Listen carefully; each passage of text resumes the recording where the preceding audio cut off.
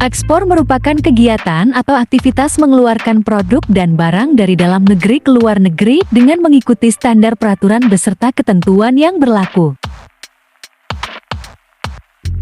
Kegiatan ekspor umumnya dilakukan oleh suatu negara yang mampu menghasilkan produk barang dalam jumlah besar dan jumlah tersebut sudah terpenuhi di dalam negeri. Mengapa demikian?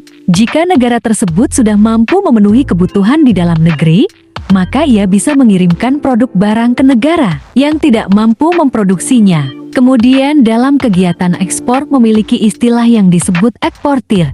Kegiatan ekspor mampu menciptakan permintaan efektif baru yang membuat barang-barang di pasar dalam negeri mencari inovasi untuk menaikkan produktivitas. Kemudian kegiatan ekspor dapat meningkatkan pertumbuhan ekonomi dan memperluas pasar di seberang lautan bagi barang-barang tertentu.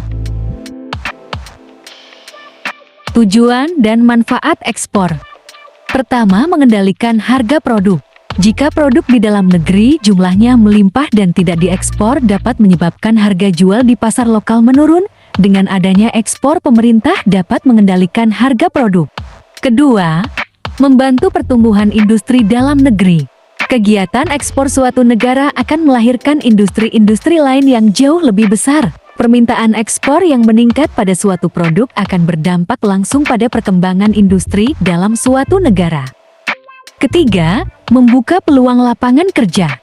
Ekspor membantu UMKM dan UMKM atau pengusaha lokal lebih berkembang sehingga bisnisnya semakin besar. Hal ini kemudian dapat membuka lapangan kerja yang lebih luas juga bagi masyarakat. Beberapa komoditas ekspor Indonesia diantaranya produk tekstil, karet, kelapa sawit, kakao, dan produk hasil hutan. Impor. Impor merupakan suatu kegiatan memasukkan barang dari suatu negara luar negeri ke dalam wilayah PABE negara lain. Adapun tujuan impor yaitu diantaranya memenuhi kebutuhan dalam negeri, memperkuat posisi neraca pembayaran, mengurangi keluarnya devisa ke luar negeri. Berikut beberapa faktor yang mempengaruhi keunggulan suatu komoditi.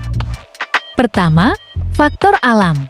Salah satu faktor yang mampu mempengaruhi keunggulan suatu komoditas ialah kondisi geografis pada suatu negeri. Contohnya, Indonesia sebagai negara dengan iklim tropis memiliki kondisi geografis yang memungkinkan pohon karet untuk tumbuh subur.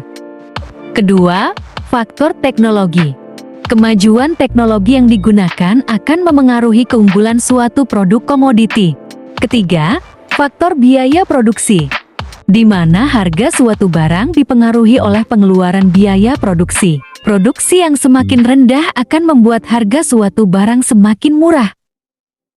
Sekian, terima kasih. Tunggu pembahasan selanjutnya ya. Jangan lupa subscribe dan like-nya.